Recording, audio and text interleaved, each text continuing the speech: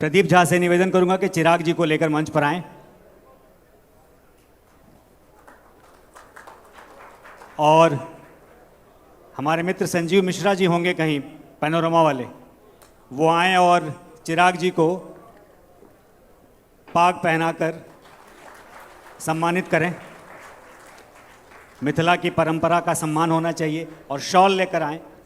Russia से आए हुए मित्र पंकज झा जी होंगे, मंच पर आएं।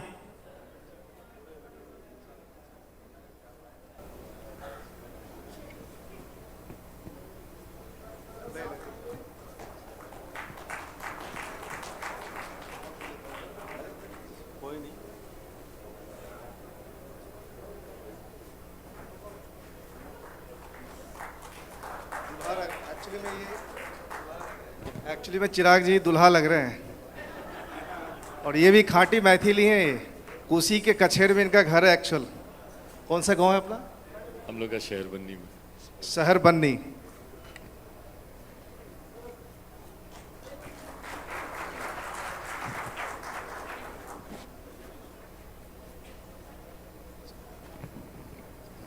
आज बात होगी बिहार विमर्श में, सिर्फ बिहार की नहीं, बिहार के भविष्य की बात होगी, विरासत की बात होगी, बिहार के भविष्य की भी बात होगी, मिथिला की भी बात होगी।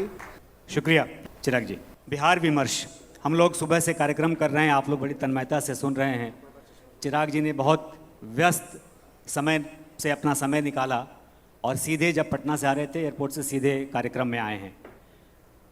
थकान इनके चेहरे पे दिख रही होगी लेकिन उत्साह भी दिख रहा होगा। देखिए, मैं बहुत ज़्यादा समय नहीं लूँगा, मैं सीधे सीधे बातचीत पर आऊँगा और चिराग जी का परिचय देने की ज़रूरत तो है नहीं। इनके पिताजी स्वर्गीय श्री रामविलास पासवान जी का स्नेह बहुत रहा है, ख़ास तौर पर मेरे लिए। मैं अलग से इनको एक किस्सा सुनाऊंगा, जब मेरी शादी हुई थी उसकी तुरंत बाद का किस्सा है एक, मैं कभी इनसे शेयर करूंगा। उनका स्नेह रहा है। लेकिन आज हम बात राजनीति की कर रहे हैं और सबसे पहला सवाल, मैं थोड़ा सा तीखा सवाल पूछता हूँ, ये लोग मेरे जो पत्रकार मित्र हैं वो जानते हैं। तो सबसे पहला सवाल और शुरुआत कर रहा हूँ कि भारतीय जनता पार्टी के राष्ट्रीय मीडिया सह प्रभारी संजय मयूख जी ने थम्स अप दिया कि चिराग पासवान अब चेहरा होंगे बिहार में मुख्यमंत्री के। तो इसको आपने कैसे लिया? यही तो खबर है। चिराग जी, यहीं से शुरुआत करेंगे। ये खबर निकाली गई है, ना उन्होंने ब्लैक एंड वाइट शब्दों में कुछ ऐसा कहा, ना उनके कहने का तात्पर्य ये रहा। देखिए, ये बात हकीकत है कि मेरे और भारतीय जनता पार्टी के अच्छे संबंध रहे हैं। ये बात किसी से छुपी नहीं है कि व्यक्तिगत तौर पर प्रधानमंत्री आदरणीय नरेंद्र मोदी जी का मैं प्रशंसक मैं रहा हूँ। 2014 में एनडीए के साथ आने का निर्णय हो या निरंतरता में साथ चुनाव लड़ने की बात हो या अलग होने के बावजूद भी 2020 में हम लोगों ने अलग चुनाव लड़ा, अलग होने के बावजूद भी समय समय पर मुद्दों के आधार पर मैंने भारतीय जनता पार्टी को मैंने समर्थन दिया है। उपचुनाव में भी भारतीय जनता पार्टी बिहार में अभी पिछले 3 सीटों पर, मोकामा में, कुर्नी में, गोपालगंज में चुनाव थे, उसका भी मैंने समर्थन किया है। पर हाँ, मतलब ऐसा ये नहीं है, साथ हम लोग रहे हैं, अच्छा काम किया है। मेरे नेता, मेरे पिता ने एक लंबा समय भारतीय जनता पार्टी में प्रधानमंत्री जी के कैबिनेट में उन्होंने योगदान दिया है, तो वो खूबसूरत संबंध रहे हैं, उसको कोई अलग कर नहीं सकता।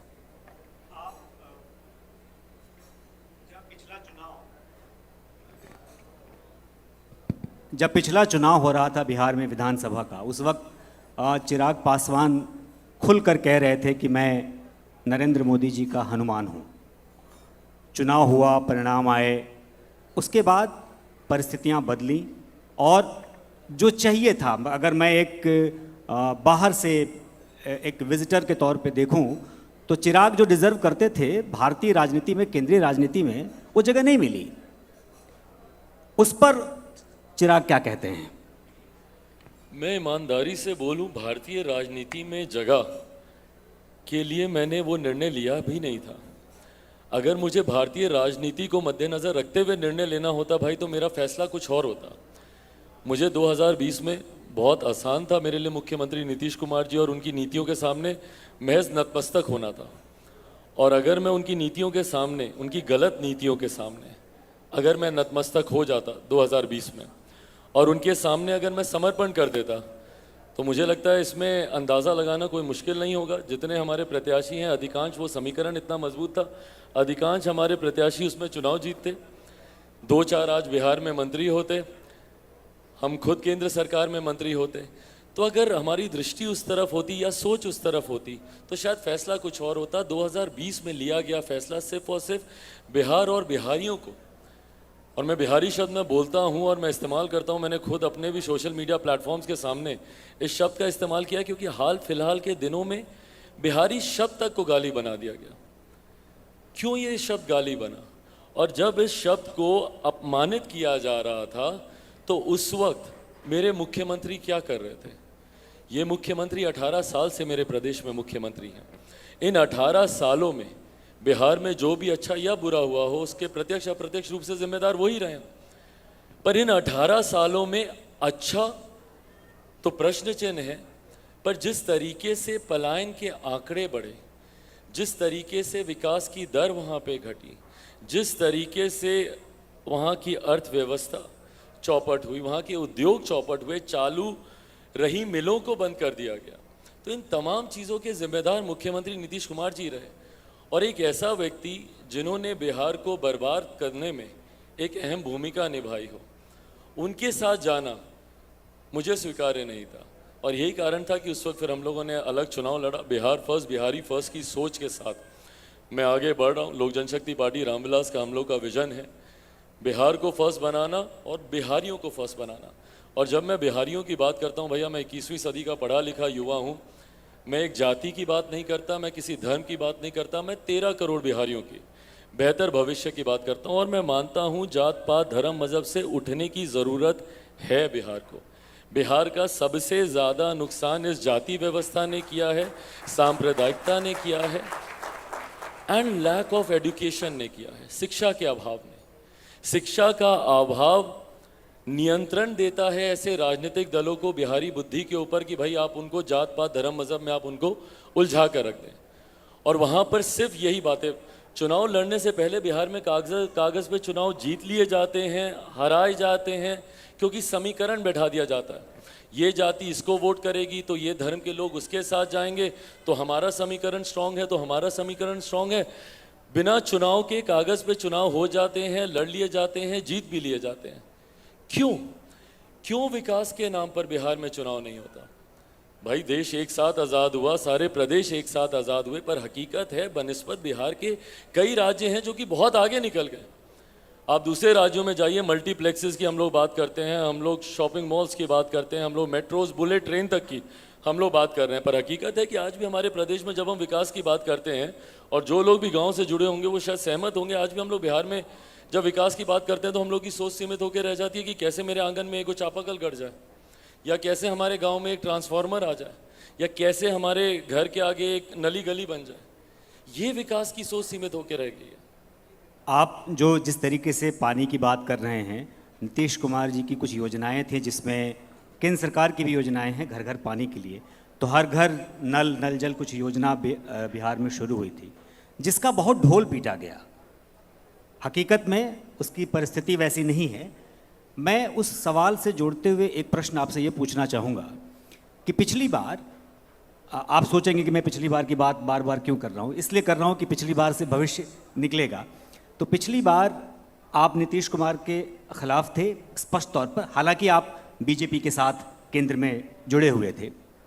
इस बार परिस्थितियाँ बदल गई हैं वहाँ, इस बार नीतीश कुमार बीजेपी के साथ नहीं है। आपने जैसा कहा कि आप चाहते आरजेडी के साथ जाते तो बहुत बेहतर होता, इस बार आरजेडी वहाँ पर है। और जातीय समीकरण, बिहार क्या अभी फिलहाल जातीय समीकरण से बाहर निकलता हुआ दिखता है। ऐसी परिस्थिति में नीतीश कुमार और आरजेडी का जो समीकरण है उसको ध्वस्त करना राजनीतिक तौर पर, जहाँ हर घर में जातिवाद कूट कूट कर भरा हो, कितना आसान लगता है आपको? भाई मैं नकारात्मक राजनीति से ज़्यादा सकारात्मक राजनीति का पक्षधर रहा हूँ, दूसरों की कमियां या दूसरों को ध्वस्त करने से ज़्यादा मेरा विश्वास रहा है कि अपने आप को इतना सशक्त कर लें, अपने आप को इतना मजबूत कर लें कि दूसरे अपने आप आपके सामने छोटे हो जाएं। और इसी सोच के साथ मैं बिहार के गांव-गांव, और हकीकत है मैं दिन के 18-18, 20-20 घंटे बिहार के गांव-गांव में जाता हूं। शायद ही कोई बिहार में ऐसी घटना घटी हो जहां पीड़ित परिवारों से नहीं मुलाकात की हो, या ऐसी जगह जहां पर मैं खुद ना गया हूं। बिहार फर्स्ट, बिहारी फर्स्ट एक ऐसी सोच है जिसको मैं इतना बड़ा करना चाहता हूं। और मुझे खुशी होती है आज की तारीख में जब मैं अपनी सभाओं में देखता हूं, across the caste lines, across the religion lines, युवा मेरी सभाओं में आते हैं। और जो मैं कहता हूं कि बिहार को जातीय व्यवस्था ने, सांप्रदायिकता ने बिहार को बर्बाद किया है, ये व्यवस्था का टूटना ज़रूरी है। और वो व्यवस्था तब टूटेगी जब आप सबकी बात करेंगे, जब आप सबको साथ लेकर चलने की आप बात करेंगे। बिहार में क्या, मैं पूरे हिंदुस्तान में मैं मानता हूँ कि कोई एक फ़र्क, एक भेद है तो वो इतना कि एक अमीर जो अमीर होता जा रहा है, दूसरा गरीब जो गरीब होता जा रहा है। और इस गरीब जाति में हर जात पात धर्म मज़हब के लोग हैं। आप एक विकसित बिहार के निर्माण की कल्पना तब तक नहीं कर सकते जब तक आप उस गरीब जाति के हर एक व्यक्ति को हाथ पकड़कर आप आगे नहीं लेकर आएंगे। उसके लिए आपको योजनाएं बनानी होगी। आज की तारीख में मुझे बताया ना भाई कि बिहार में जब चुनाव आते हैं तो बात होने लगती है कि भाई अगड़ा, पिछड़ा, हिंदू, मुस्लिम, कोरी, कुर्मी, लव, कुश, दलित, महादलित, पिछड़ा, अति पिछड़ा। मतलब बिहार एक ऐसा राज्य है जहाँ पे पहले जातियाँ कम थी कि आपने उसका फर्दर बाइफर्केशंस कर दिया। और जो लोग बोलते हैं कि संविधान की हत्या हो रही है, संविधान की हत्या हो रही है, भाई संविधान की सबसे बड़ी हत्या तो ये हो रही है जहाँ पे संविधान मान्यता सिर्फ अनुसूचित जाति को देता है। उसमें आपने दलित को आगे आपने महादलित कर दिया, आपने पिछड़ा को आपने और अति पिछड़ा आपने कर दिया, आपने आगे लोगों को बांटने का काम किया, पर बदले में हम लोगों को क्या मिला? तो जब तक आप सबको साथ लेकर आप चलने की बात नहीं करेंगे, जब तक सबके विकास की आप बात नहीं करेंगे, तब तक सही मायनों में हम लोग बिहार में विकास, बिहार को विकसित राज्य बनाने की कल्पना ही नहीं कर सकते। और यही कारण है कि 75 साल के बाद आज भी बिहार पिछड़ा प्रदेश, पिछड़ा प्रदेश, पिछड़ा प्रदेश। क्यों नहीं बिहार में चुनाव होते हैं विकास के मुद्दों पर? आज आईटी जॉब्स नहीं है, आईटी सेक्टर नहीं है बिहार में। आज मेरे बच्चे बिहार के मजबूर हैं दूसरे राज्यों में, दिल्ली आते हैं, गुरुग्राम जाते हैं, नोएडा जाते हैं, बेंगलुरु जाते हैं, मुंबई जाते हैं। पर 75 साल के बाद मैंने आज तक कभी नहीं सुना कि कोई बम्बई का लड़का बिहार आ रहा हो शिक्षा के लिए, या कोई मुंबई का या कोई दिल्ली का लड़का या लड़की बिहार जा रही हो रोजगार के लिए। क्यों नहीं जाते?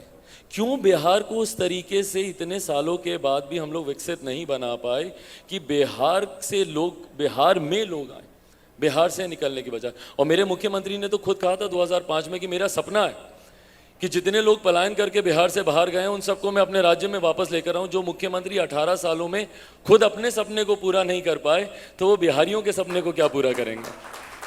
चिराग जी, आपने बहुत एक अच्छी बात कही जाति को लेकर के। एक मेरा सवाल है, जैसे हम सब लोग देखते हैं कि हम सब लोग जान रहे हैं कि बिहार में जातिगत समीकरण कितने जटिल हैं और किस तरीके से मजबूत वोट बैंक को लेकर के है।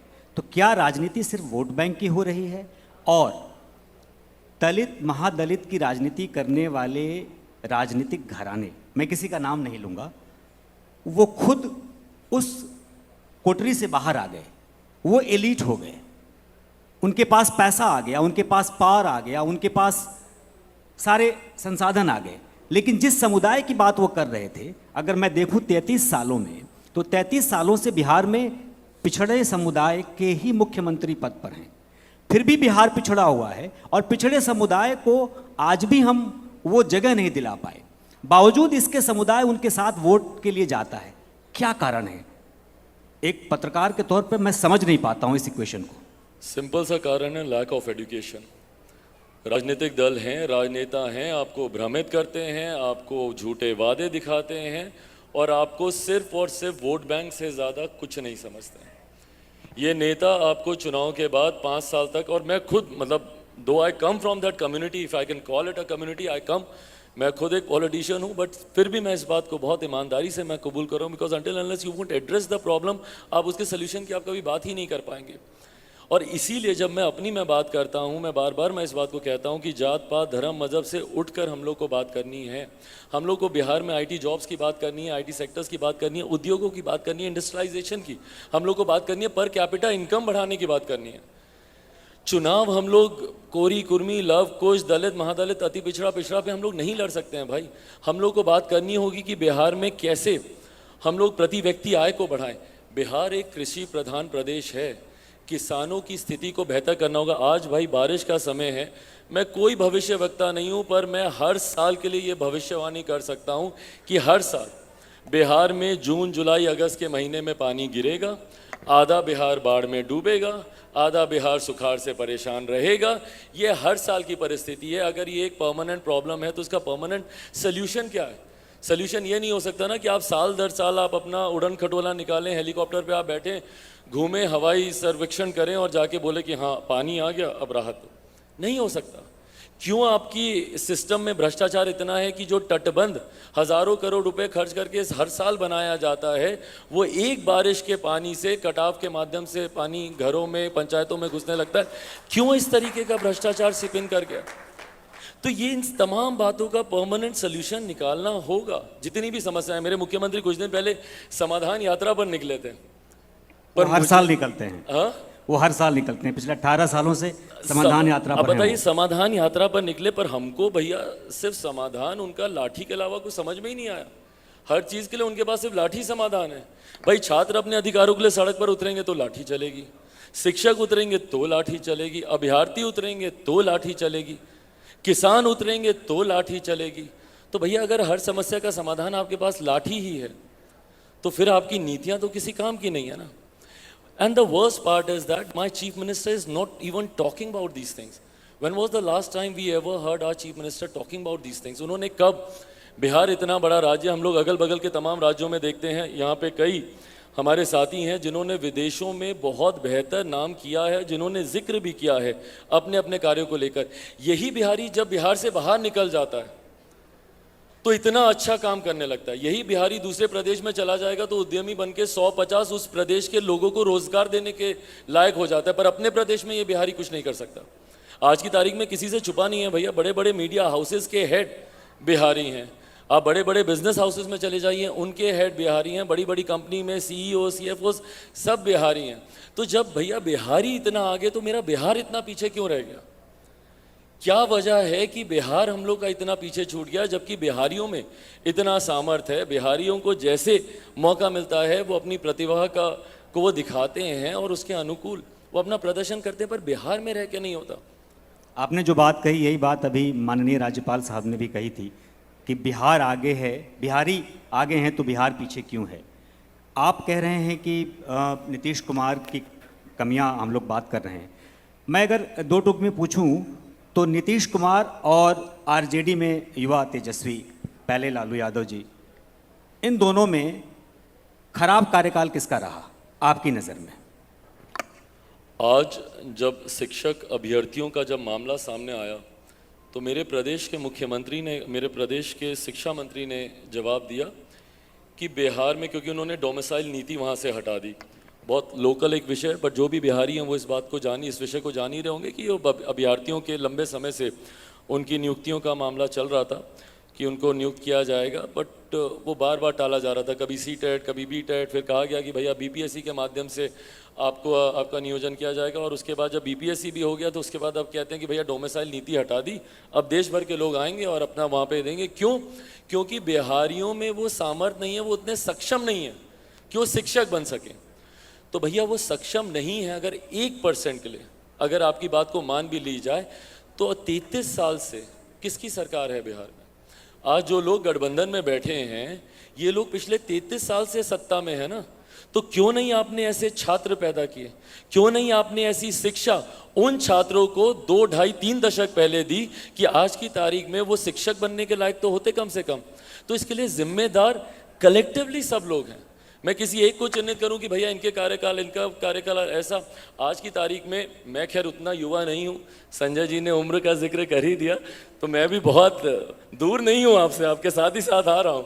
बट बहरहाल आज की तारीख में मेरी उम्र का अगर युवा हो या मुझसे 5 साल 10 साल छोटा, या जो फर्स्ट टाइमर वोटर है, भाई उसको नहीं पता कि क्या था जंगल राज, उसको नहीं पता 80 का दशक क्या था, 90 का दशक क्या था। वो आज की तारीख देख रहा है ना, और उसको आज के बारे में जानना है। मुख्यमंत्री आज जिनके साथ सरकार चला रहे हैं, आज से 2 साल पहले इन्हीं लोगों के बारे में विधानसभा के चुनाव में हर मंच पे खड़े होकर बोलते थे कि अरे जाओ जाकर पूछो अपने बाप दादा से कि 15 साल पहले का बिहार कैसा था।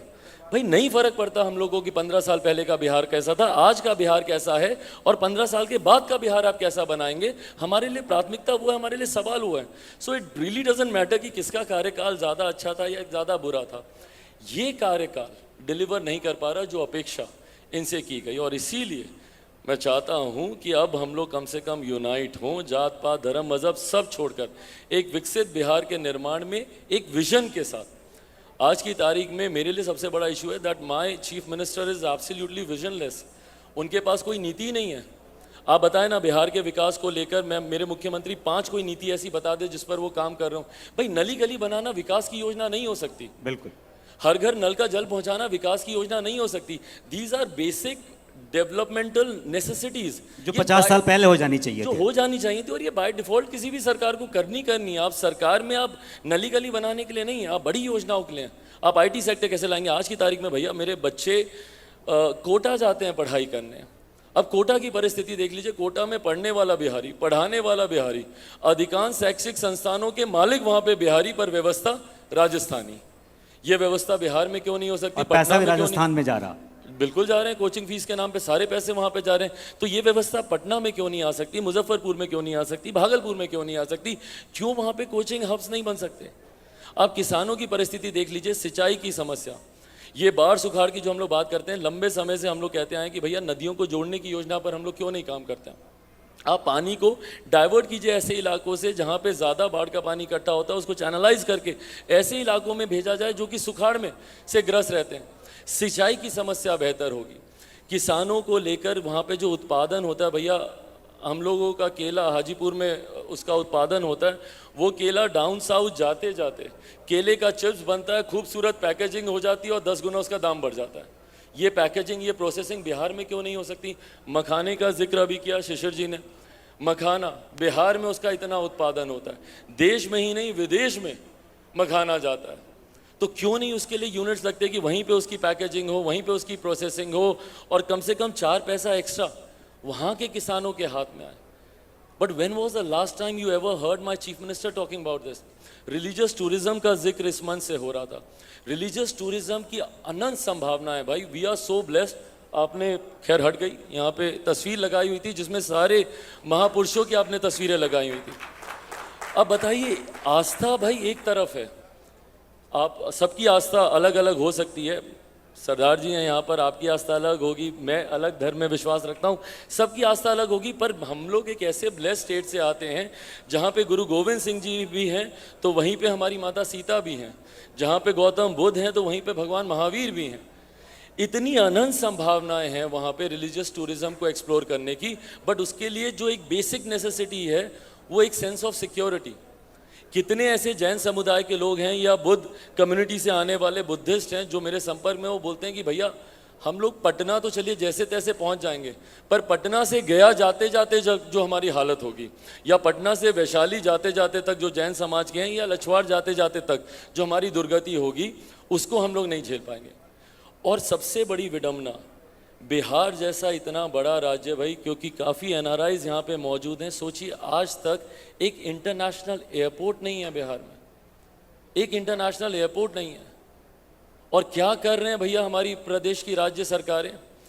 जब आपके पास समय था, डबल इंजन की सरकार थी। बिहार का मैं मानता हूं कि एक बहुत बड़ा नुकसान विरोधाभास में भी हुआ, क्योंकि एक लंबे समय तक विरोधाभास की सरकारें रहीं। केंद्र में एनडीए की तो बिहार में यूपीए की, केंद्र में यूपीए की तो बिहार में एनडीए की। बट एक लंबे समय के बाद 2017 में, और मुझे लगता है 27-28 सालों के बाद ये मौका आया था, जैसा प्रधानमंत्री जी बोलते हैं डबल इंजन की सरकार, उस वक्त लाभ उठाना था ना इन सारी चीज़ों का। पर उस वक्त तो मुख्यमंत्री जी व्यस्त रहे कि भैया पुनः मैं कैसे अब दूसरा गठबंधन ढूंढूं और दोबारा जाके मैं मुख्यमंत्री बन जाऊं। उस वक्त क्यों नहीं, आज जब ये गठबंधन से अलग होते तो उनको विशेष राज के दर्जे की मांग याद आती है, पर जब आप साथ में रहते हैं तब आप उसकी मांग को नहीं उठाएंगे। विशेष राज का दर्जा, विशेष राज का दर्जा, आप अपने आप को इतना सक्षम क्यों नहीं बनाते कि आपको किसी से दर्जा मांगने की ज़रूरत ही नहीं पड़े? और वो भी तब जबकि बिहार में इतनी अनंत संभावनाएं हैं, जैसे टूरिज्म का मैंने जिक्र किया, इसको एक्सप्लोर करें। आपने शराबबंदी लागू कर दी, भाई आपको रेवेन्यू जनरेशन पे भी तो आपको काम करना होगा ना।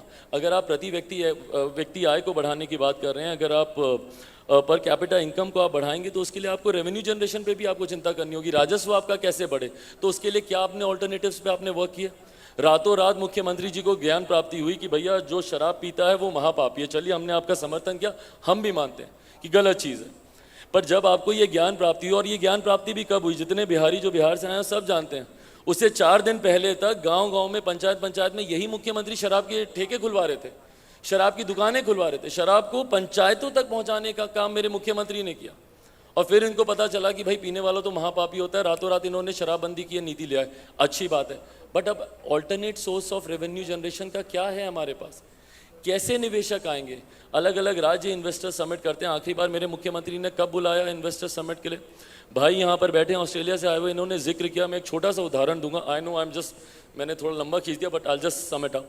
मैं एक छोटा सा उदाहरण दूंगा। ये भाई बता रहे थे कि ज़मीन मिलने में वहाँ पे कितनी दिक्कत आती है।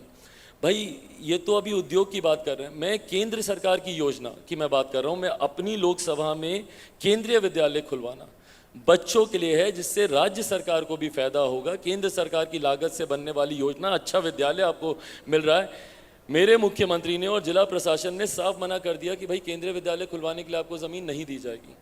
क्यों नहीं दी जाएगी भाई ज़मीन?